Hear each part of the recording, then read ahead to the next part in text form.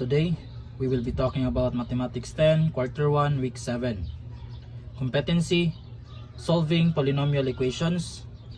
Objectives: use the fundamental theorem of algebra to determine the maximum number of real roots of a polynomial.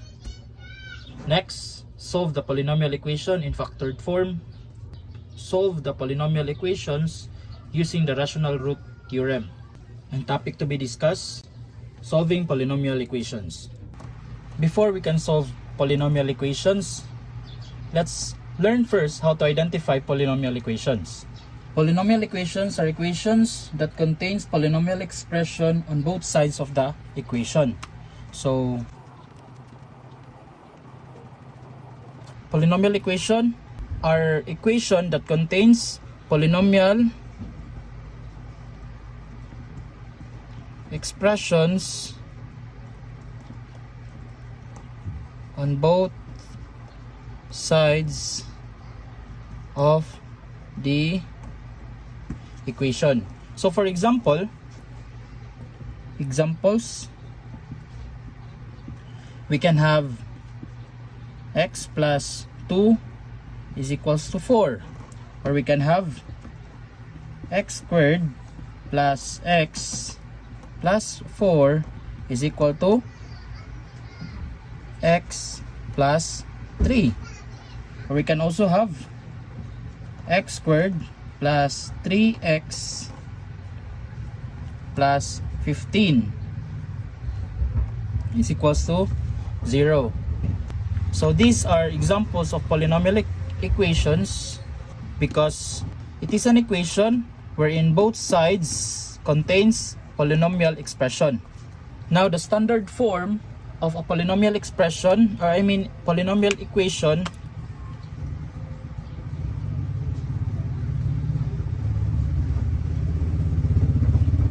is arranged from the highest degree, highest exponent or degree, to the lowest degree, or to the constant. So example of this form, example of a standard form of a polynomial expression is number 3. So as you can see, the degree here is 2, followed by 1, and then the constant, which has a degree of 0. Now I have here some polynomial equations with its degrees and examples. First, we have the linear equation. Linear equation has a degree of 1. So example of this linear equation is negative 3x plus 1 is equals to 0. Now we have the next equation, which is the quadratic equation. Quadratic equation has a degree of 2, and example of this equation is x squared minus 6x plus 9 is equals to 0. As you can see, the exponent of the first term is 2. So the degree of this equation is 2. Just like for the first equation, or the linear equation, we have negative 3x and its exponent is 1. So the degree of this example is 1. That's why it is called linear equation. Now we have cubic equation. Cubic equation has a degree of 3. An example of this one is x cubed minus 2x squared plus 3x plus 5 is equals to 0.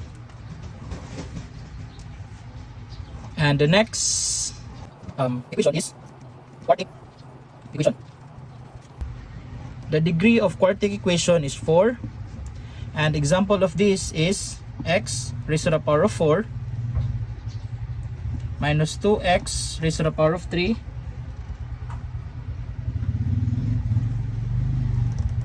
plus 4 is equals to 0. Again, these are the few list of polynomial equation with its degree and example. Now, before we proceed to solving some polynomial equations, let's first be reminded of the following terms. When we say solving for polynomial equation, solving or finding the roots of a polynomial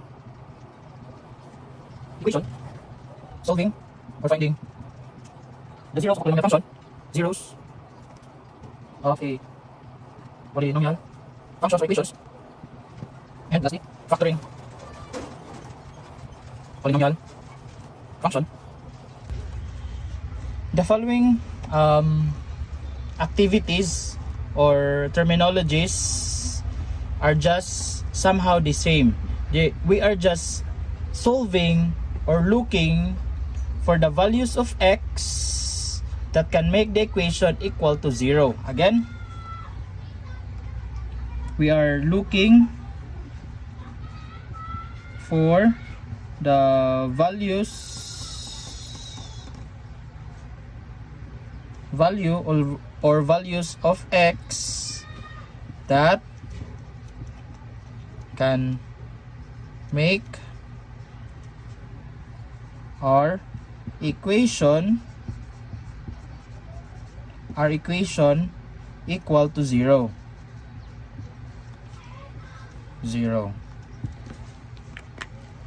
So again, if you are asked or tasked to solve for polynomial equation, solve or find the roots of a polynomial equation, solving and finding the zeros of a polynomial equation, and factoring polynomial function or equation, then you are just asked to look for the values or value of x that can make the equation equal to 0.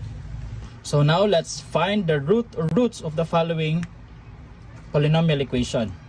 So to remind everyone, the number of roots of an equation depends on the degree of the polynomial equation. If the degree is 1, then the number of roots is equal to 1. If the degree of the equation is 2, then the number of roots is equal to 2. The number of roots depends on the degree of the equation. So if we have a linear equation which is a plus 5 is equal to 2, then the number of roots here is 1. So to solve the root, we simply transpose 5 to the other side. So we can group the like terms.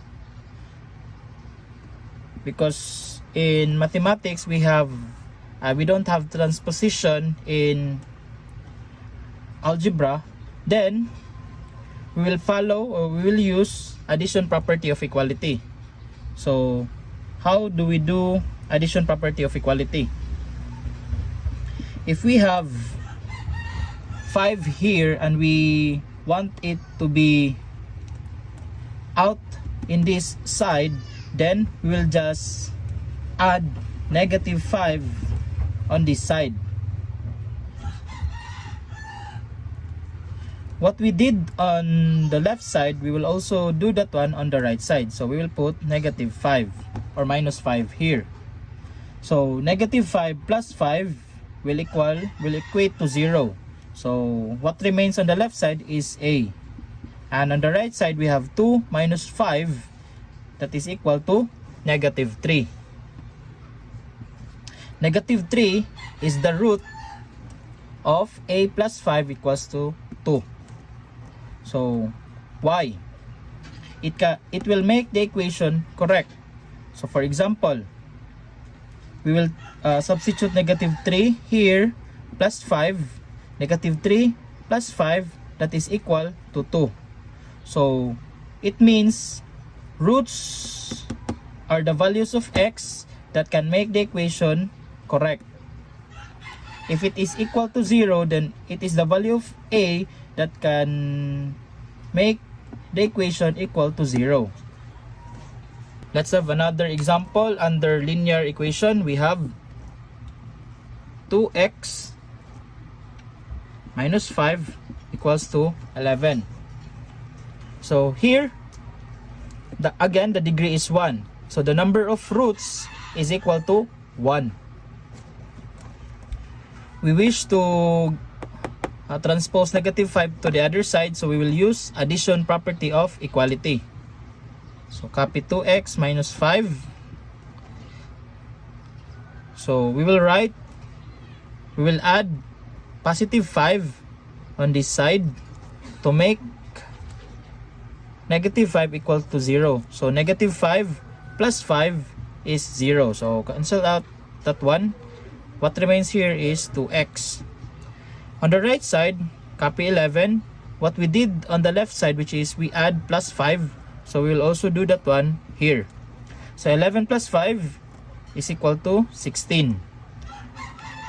Now, we still have 2 beside x. So, to cancel this one out, we will use multiplication property of equality. So we will multiply the reciprocal of 2, which is 1/2. What we did on the left side, we will also do that one on the right side. So 1/2 times 2x. So we can now cancel 2. That will equal to 1. So 1 times 1 equals 1. And 1 times x is equal to x. Now 16 times 1 is 16, divided by 2 is 8. So the value of x is 8, and that is the root of this polynomial equation. So root is 8. Here the root is negative 3. Now let's have another example. So the last examples was under linear equation.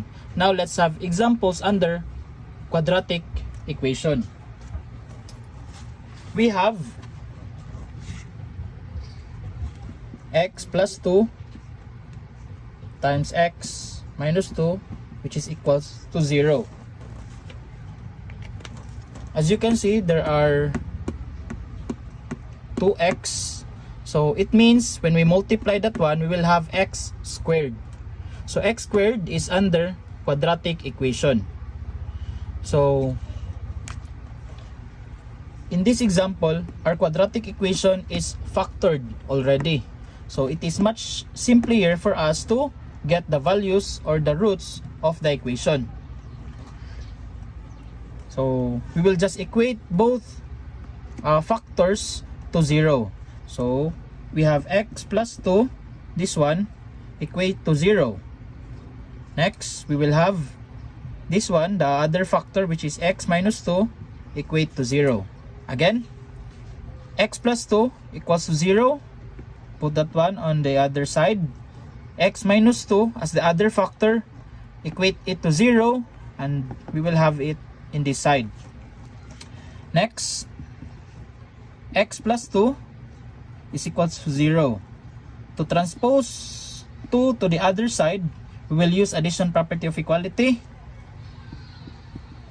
and we will add negative 2. So to cancel out 2 on this side, and we will have x already on the left side. Next, we have 0 here, and what we did on the left side is negative 2. So 0 minus 2 is negative 2.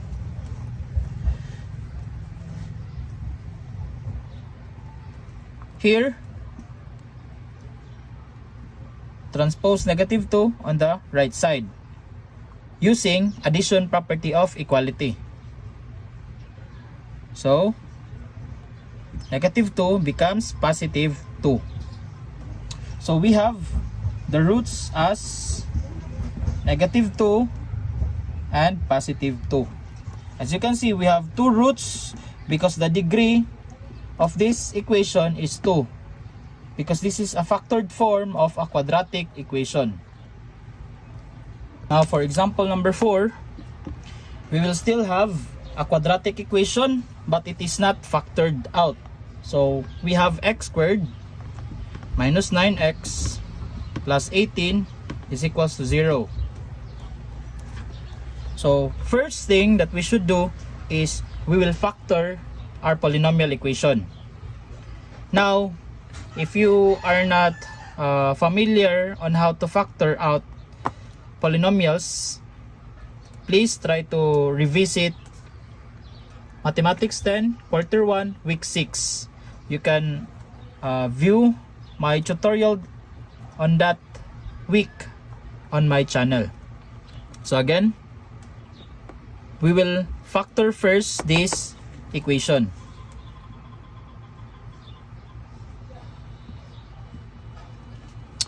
As you can see, we have x raised to the power of 2. So we have a quadratic equation. We can factor this one out by having groupings. So we have x raised to the power of 2. It means the factor of x squared is x and x. Why? Because we have two x's here, x raised to the power of 2. So it means x times x is x squared.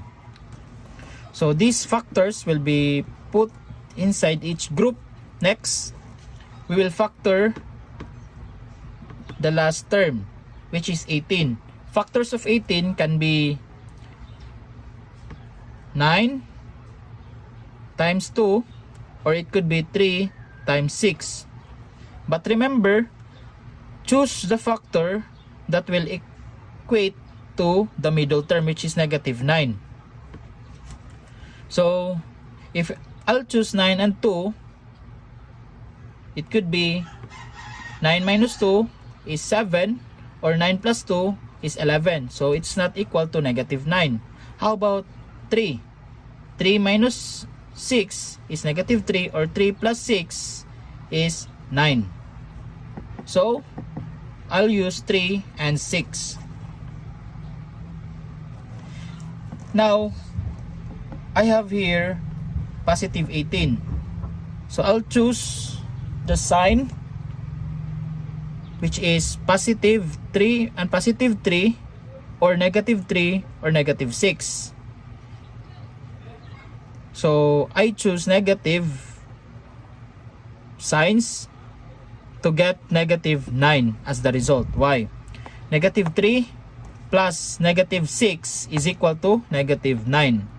If I choose positive 3 and positive 6, plus 3 plus 6 is positive 9, which is not equal to negative 9. So I should choose negative sign. So we have negative 3 and negative 6. Next, just like from the previous number, we have a factored form of our quadratic equation. Then each factors will be equate to 0. So we have x minus 3 equals to 0, and x minus 6 equals to 0. Next, transpose negative 3 using addition property of equality. So negative 3 becomes positive 3. Next, x minus 6 is equals to 0. To transpose negative 6 to the other side, we will use addition property of equality, and negative 6 becomes positive 6. So the roots are positive 3 and positive 6. Now for example number 5, we have an equation or a polynomial equation under cubic equation. So as you can see, the highest degree is 3.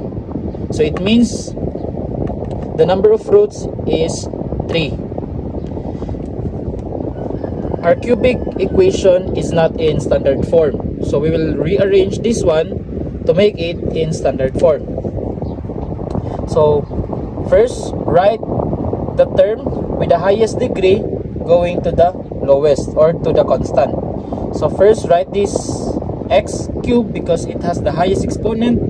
We have x cubed followed by plus 3x squared minus 4x and then minus 12 and equate it with 0. Next thing is factor our equation. So using GCF, the factor of this one and the factor of this one.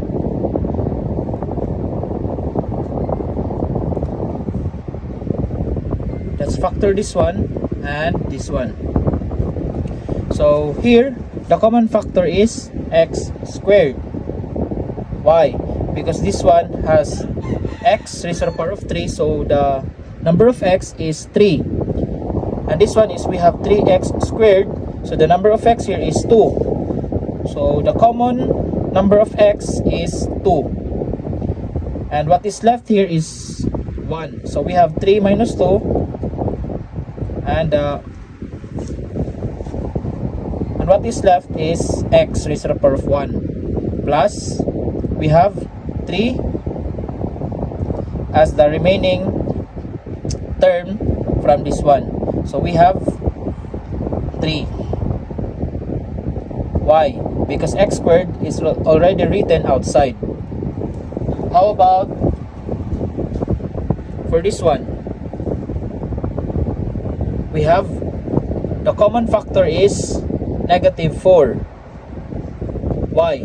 Because we have here negative 4 and negative 12 has the following factors of negative 4 and 3. So what is left of negative 4x is x. Write that one inside. Negative 4 is already written outside. Now we have negative 12. Negative 12 has the factors of, again, negative 4 and 3. So negative 4 is already written outside. We will write 3 inside and equate it to 0. Next, what is written outside will be grouped. So we have x squared minus 4 and x plus 3 and x plus 3 are just the same. So x plus 3. Next, we have x squared minus 4 equated to 0. First, before we equate it to 0, I think we can still factor x squared minus 4. So, factor that one. And for x plus 3, just copy that one. X squared has two factors, which is x plus times x. I mean, x times x. How about for negative 4? We have positive 2 and negative 2. So to get negative 4, a negative number, your factors should be not equal or not the same signs. So we have positive and negative. Factors of 4 is 2 and 2. So we have x plus 2, x minus 2, and x plus 3. Each factors will be equate to 0. So let's do that one here. So we have x plus 2 is equals to 0 and x minus 2 equals to 0. Lastly, we have x plus 3 equals to 0. Next, x plus 2. So we will transpose 2 to the other side of the equation using addition property of equality. So positive 2 becomes negative 2. How about here? X minus 2. Negative 2 will be transposed to the other side using addition property of equality, and that becomes positive 2. So here we have x plus 3. So positive 3 will be transposed to the other side of the equation using addition property of equality, and that becomes negative 3. So the following roots are negative 2, positive 2, and negative 3. Now there is another method to be used if you have an equation that is cubic and above. So degrees that is 3, 4 or above. So this method involves using synthetic division. For example, we have x raised to the power of 3 plus 6 minus 7x.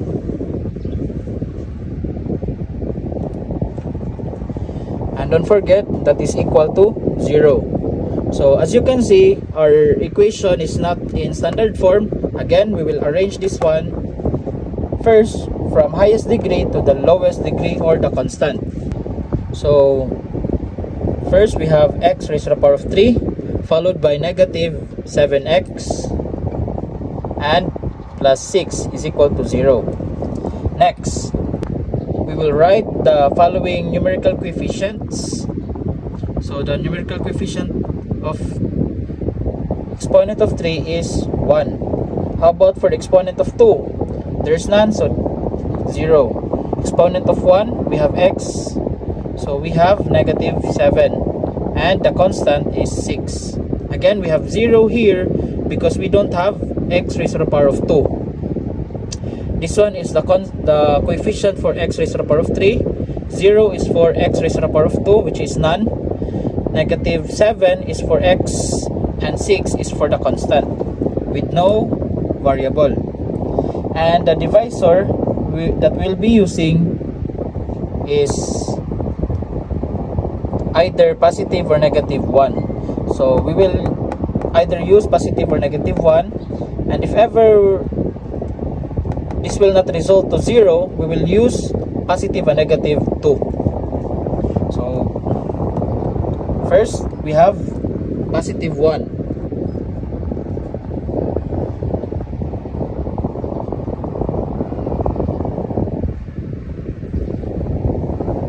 So to do synthetic division, just like what I have discussed during week 6, bring down the first number and then multiply that one with a divisor. 1 times 1 is 1. Write the product on the next number, below the next number. 0 plus 1 is 1. 1 times 1 is again 1. Negative 7 plus 1 is negative 6. Negative 6 times 1 is negative 6. 6 plus negative 6 is 0. Because we have the remainder as 0, then the result or the quotient and the divisor are factors of our polynomial equation. So because we have here as x, then the polynomial equation of our divisor is transpose this one to the other side, and we will have that one as negative 1, which is equal to 0. And our quotient is, we have 1, so we will have this one as x raised to the power of 2. Why is it raised to the power of 2 and not 3? Because we will subtract the highest degree with 1. So 3 minus 1 is 2. Next, we have positive 1, x. As you can see, the degree is getting smaller. So from 2, then 1, and then the constant, which is negative 6, equate to 0.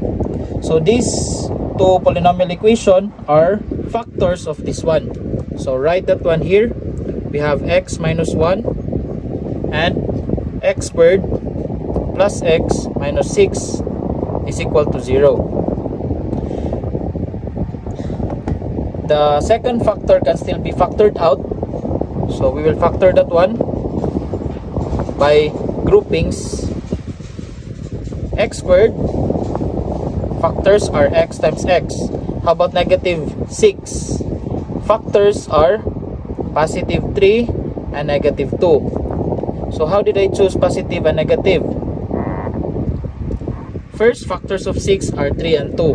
Next, because it's a negative, it means the factors doesn't have the same signs. So it could be this one is positive and this one is negative, or this one is positive and this one is negative. Now, to choose between which signs, look for the middle number. So, because we have positive here, the bigger number should be positive. So, we have positive 3 and then negative 2. So, to check 3x minus 2x is equal to positive x and equate to 0. So each factors will be equate to 0. We have x minus 1 equate to 0. We have x plus 3 equate to 0. And x minus 2 equate to 0. So transpose this one to the other side using addition property of equality again, and that becomes positive 1. About this one, so positive 3 transpose to the other side, that becomes negative 3 using addition property of equality. Negative 2 will be transposed to the other side using addition property of equality, and that becomes 2. So the following roots are 1, negative 3, and positive 2. So there are 3 roots because the degree is 3. Now for the last example, we have number 7. So here, there's another method that is called rational root theorem.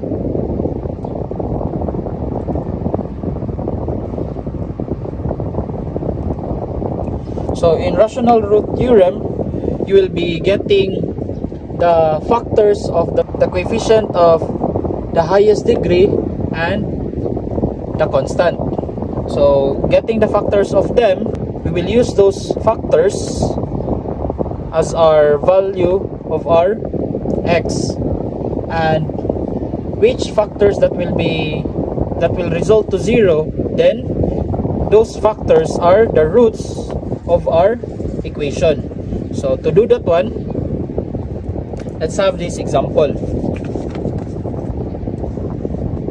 We have x cubed minus 6x squared plus 3x plus 10 is equal to 0.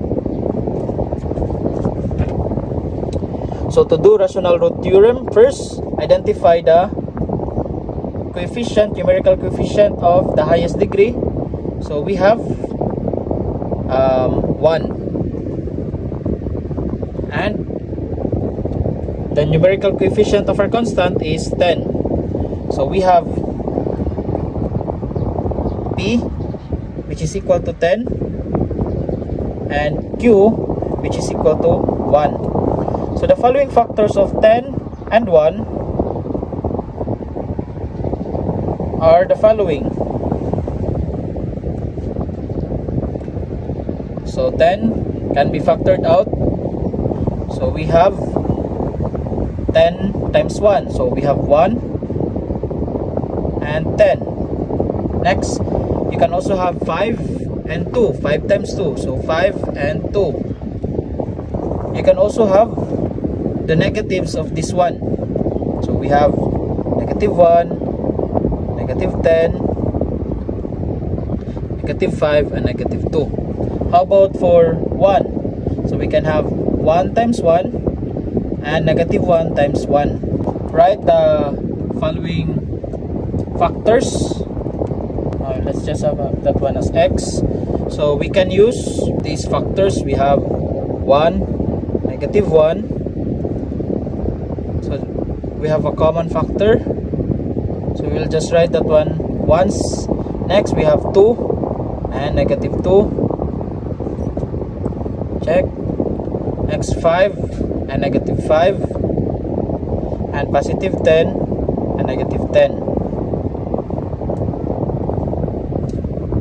Next, substitute the following factors of x to x. I mean the following factors of p and q to x.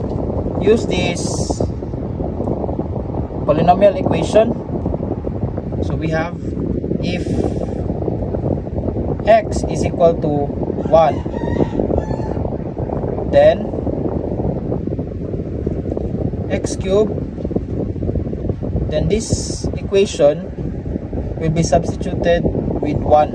So we have 1 cubed, next minus x will become 1 squared plus 3, x will become 1 plus 10, 8. So again, this is 1. About this one, we have negative 6, this one is 3, and this one is 10. So 1 plus 3 plus 10 is 14, minus 6 is 8.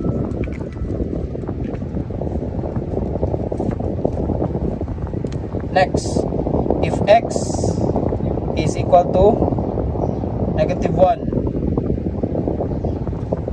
so we have negative 1 cubed minus 6 negative 1 squared plus 3 times negative 1 plus 10. Solve that one and that will result to 0. So why?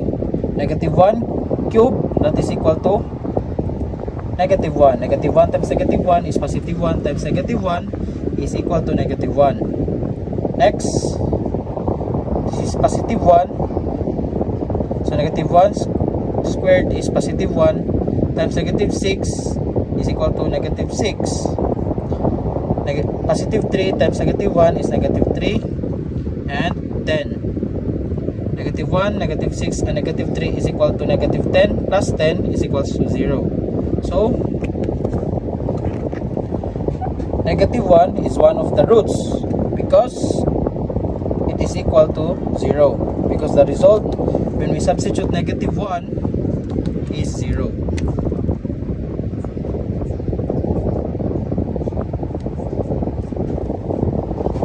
Next, let's proceed. If x is positive 2, so substitute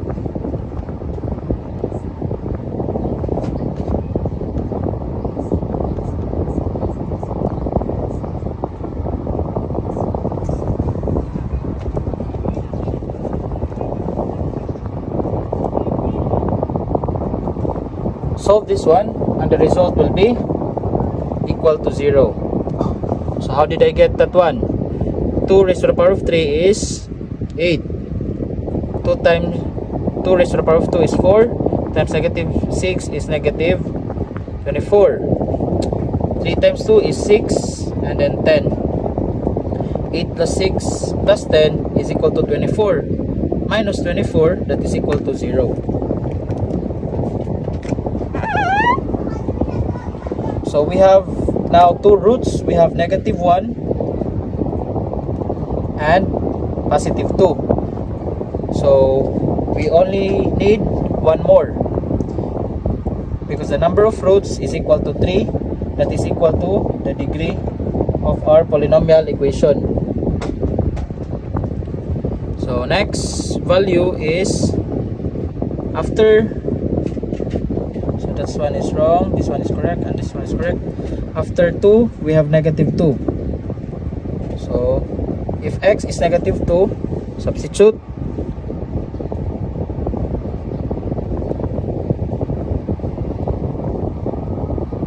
Solve this one and the result is negative 28. So negative 2 is not a root of that equation. Next, we have 5 as the value of our x. So if x is equal to 5, then substitute.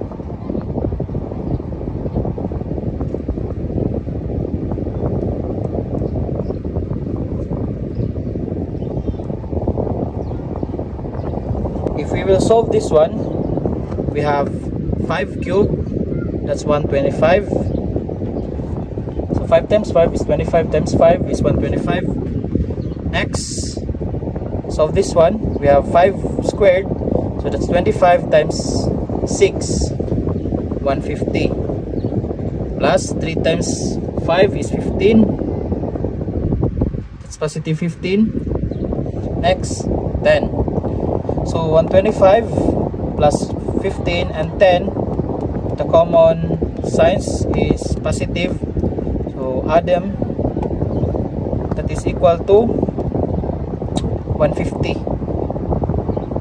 Minus 150, that is equal to 0. So 5 is the root of this polynomial equation.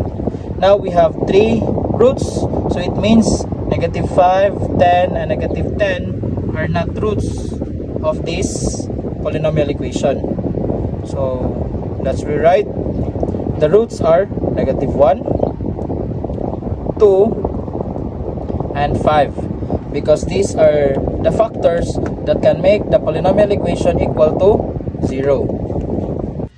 That's it for Mathematics 10, Quarter 1, Week 7. I hope you've learned something today, and see you in my next video tutorial.